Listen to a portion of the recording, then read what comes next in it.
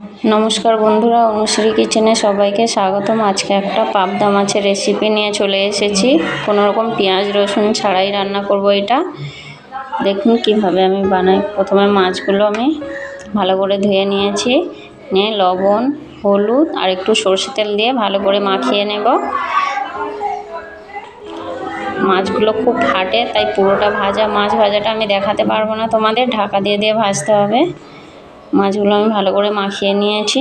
এবার একটা কড়াইতে কিছুটা পরিমাণ সরষে তেল গরম করে নিচ্ছি। মাছগুলো আমার ভাজা হয়ে গেছে।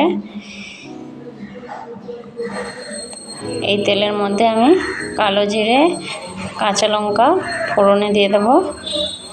এবারে 1 চামচ আদা বাটা দিয়ে দেব।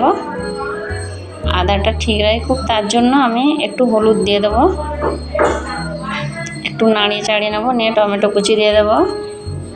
এর মধ্যে আমি জিরের গুঁড়ো আর কাশ্মীর লঙ্কার গুঁড়ো দেবো। ঝালের জন্য আমি কাঁচা লঙ্কা দুটোই ব্যবহার করেছি।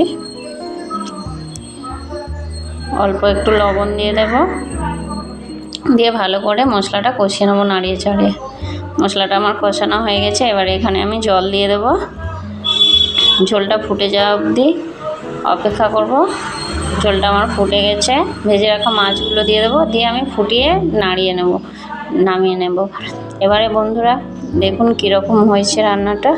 যদি ভালো লেগে থাকে লাইক শেয়ার কমেন্ট করবেন, সাবস্ক্রাইব করতে ভুলবেন না, পাশে থাকা বেল আইকনটি ক্লিক করে দেবেন।